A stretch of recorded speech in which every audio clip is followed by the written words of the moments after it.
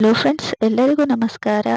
ಕವಿತಾ ಕಿರಣ ಲೋಕಕ್ಕೆ ನಿಮ್ಮೆಲ್ಲರಿಗೂ ಮತ್ತೊಮ್ಮೆ ಸ್ವಾಗತ. ವರ್ಷದಲ್ಲಿ ನಾವು 24 ಏಕಾದಶಿಗಳನ್ನ ಆಚರಣೆಯನ್ನ ಮಾಡ್ತೀವಿ. ಪ್ರತಿಯೊಂದು ಏಕಾದಶಿಗಳು ಕೂಡ ಅದರದ್ದೇ ಆದಂತಹ ಮಹತ್ವ ಮತ್ತೆ ವಿಶೇಷ ಇದೆ. ಅದೇ ರೀತಿ ಜನವರಿ ತಿಂಗಳಿನಲ್ಲಿ ಬರುವಂತಹ 2ನೇ ಏಕಾದಶಿಯನ್ನ ನಾವು ಷಟ್ತಿಲ ಏಕಾದಶಿ ಅಂತ ಕರಿತೀವಿ. ಈ ಷಟ್ತಿಲ ಏಕಾದಶಿಗೂ ಕೂಡ ಅದರದ್ದೇ ಆದಂತಹ ಮಹತ್ವ ಮತ್ತು ವಿಶೇಷತೆ ಇದೆ ಸ್ನೇಹಿತರೆ. ಮಾಘ ಮಾಸದ ಕೃಷ್ಣ ಪಕ್ಷದ ಏಕಾದಶಿಯಂದು ಷಟ್ತಿಲ ಏಕಾದಶಿಯನ್ನ ನಾವು ಆಚರಣೆಯನ್ನ ಮಾಡಲಾಗುತ್ತೆ. ಪಂಚಾಂಗದ ಪ್ರಕಾರ ಈ ವರ್ಷ ಷಟ್ತಿಲ ಏಕಾದಶಿಯನ್ನ ಜನವರಿ 25ರಂದು ಶನಿವಾರ ನಾವು ಆಚರಣೆಯನ್ನ ಮಾಡ್ತೀವಿ. ಏಕಾದಶಿಯಲ್ಲಿ ವಿಶೇಷವಾಗಿ ವಿಷ್ಣುವನ್ನ ಸರಿಯಾದ ಉಪವಾಸವನ್ನ ಅನುಸರಿಸುವ ಮುಖಾಂತರ ವಿಧಿವಿಧಾನಗಳೊಂದಿಗೆ ಈ ದಿನವನ್ನ ಪೂಜಿಸಲ್ಪಡ್ತೀವಿ.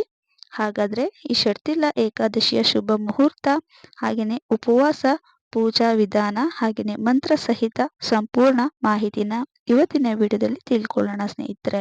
ಮಾಘ ಮಾಸದ ಕೃಷ್ಣ ಪಕ್ಷದ ಏಕಾದಶಿಯಂದು ಷಟ್ತಿಲ ಏಕಾದಶಿಯನ್ನ ನಾವು ಆಚರಣೆಯನ್ನ ಮಾಡ್ತೀವಿ. ಈ ದಿನ ವಿಷ್ಣುವಿಗೆ ತುಂಬು ಭಕ್ತಿಯಿಂದ ಪೂಜೆಯನ್ನ ಸಲ್ಲಿಸಿದರೆ ಪ್ರತಿಯೊಬ್ಬರ ಇಷ್ಟಾರ್ಥ ಅತಿ ಬೇಗನೆ ಸಿದ್ಧಿಯಾಗುತ್ತೆ. ಹಾಗೆಯೇ ಉಪವಾಸ ಮಾಡೋದ್ರಿಂದ ಜೀವನದಲ್ಲಿ ಸುಖ, ಸಂತೋಷ, ಸಮೃದ್ಧಿ ಹೆಚ್ಚಾಗುತ್ತೆ ಅಂತ ನಂಬಲಾಗಿದೆ ಸ್ನೇಹಿತರೆ. ಹಾಗಾಗಿ ಹೇಳೋದು, ವರ್ಷದ 24 ಏಕಾದಶಿಗಳನ್ನು ಕೂಡ ನಾವು ಆಚರಣೆಯನ್ನ ಮಾಡಬೇಕು ಅಂತ.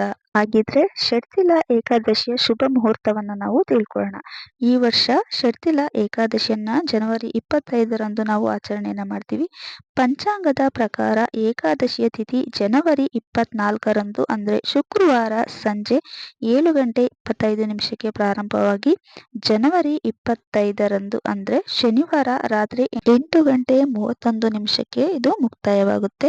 ಇನ್ನು ಪೂಜಾ ವಿಧಾನ ಯಾವ ರೀತಿ ಇರಬೇಕು ಅಂದ್ರೆ, ನೀವು ಯಥಾ ಪ್ರಕಾರ ಪ್ರತಿ ಏಕಾದಶಿಯನ್ನ ಯಾವ ರೀತಿ ಆಚರಣೆಯನ್ನ ಮಾಡ್ತೀರೋ ಅದೇ ರೀತಿ ಆಚರಣೆಯನ್ನ ಮಾಡಿ.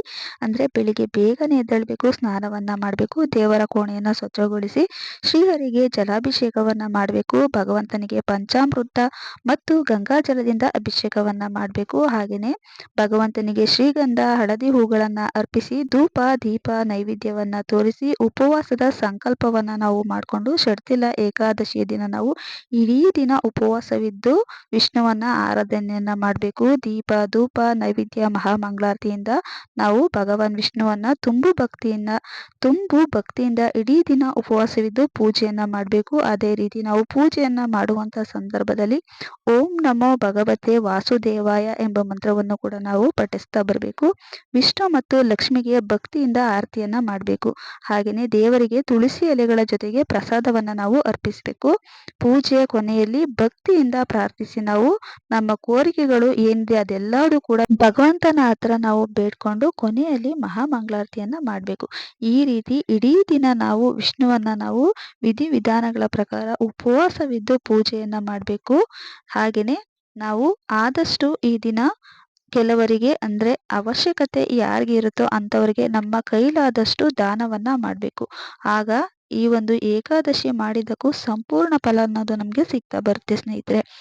ಆದಷ್ಟು ವಿಷ್ಣುವಿನ ಸ್ತೋತ್ರ, ವಿಷ್ಣುವಿನ ಅಷ್ಟೋತ್ರ, ಹಾಗೆಯೇ ವಿಷ್ಣು ಸಹಸ್ರನಾಮವನ್ನ ಕೇಳುವಂಥದ್ದು, ಓದುವಂಥದ್ದು ತುಂಬಾನೇ ಶುಭ ಫಲಗಳನ್ನ ತಂದು ಕೊಡುತ್ತೆ ಸ್ನೇಹಿತರೆ. ಹಾಗೆ ಮನೆಯಲ್ಲೂ ಕೂಡ ಪೂಜೆಯನ್ನ ಮಾಡಿ, ಹಾಗೆಯೇ ಲಕ್ಷ್ಮೀ ವೆಂಕಟೇಶ್ವರ ಸ್ವಾಮಿ ದೇವಸ್ಥಾನಗಳಿಗೆ ಹೋಗುವಂಥದ್ದು, ಲಕ್ಷ್ಮೀನಾರಾಯಣ ಸ್ವಾಮಿ ದೇವಸ್ಥಾನಗಳಿಗೆ ಹೋಗಿ ಪೂಜೆಯನ್ನ ಕೊಡುವಂಥದ್ದು ಕೂಡ ಅಷ್ಟೇ ಶುಭ ಫಲಗಳನ್ನ ತಂದು ಕೊಡುತ್ತೆ ಸ್ನೇಹಿತರೆ. ನೋಡಿರಲ್ವಾ, ಇವತ್ತಿನ ಈ ಚಿಕ್ಕ ಮಾಹಿತಿ ನಿಮ್ಗೆಲ್ಲ ಇಷ್ಟ ಆಗಿದ್ರೆ, ಯಾರೆಲ್ಲ ನಮ್ಮ ಚಾನಲ್ನ ಫಸ್ಟ್ ಟೈಮ್ ನೋಡ್ತಿದ್ರು ಪ್ಲೀಸ್ ರಿಕ್ವೆಸ್ಟ್ ಮಾಡ್ತಿದ್ದೀನಿ, ನಮ್ಮ ಚಾನಲ್ನ ಸಬ್ಸ್ಕ್ರೈಬ್ ಮಾಡ್ಕೊಂಡು ನೋಡಿ. ಈ ವಿಡಿಯೋ ಇಷ್ಟ ಆದರೆ ಒಂದು ಲೈಕ್ ಕೊಡೋದನ್ನ ಮರಿಬೇಡಿ ಸ್ನೇಹಿತರೆ. ಮುಂದಿನ ವಿಡಿಯೋಗಳಲ್ಲಿ ಇನ್ನೂ ಹೆಚ್ಚಿನ ಮಾಹಿತಿಯೊಂದಿಗೆ ಸಿಗ್ತೀನಿ. ಅಲ್ಲಿವರೆಗೂ ನಮ್ಮ ಚಾನಲ್ ಇರುವಂಥ ಪ್ರತಿಯೊಂದು ಉಪಯುಕ್ತ ಮಾಹಿತಿನ ನೋಡ್ತೀರಿ, ನಮಗೆ ಹೀಗೆ ಸಪೋರ್ಟ್ ಮಾಡ್ತೀರಿ. Thank you.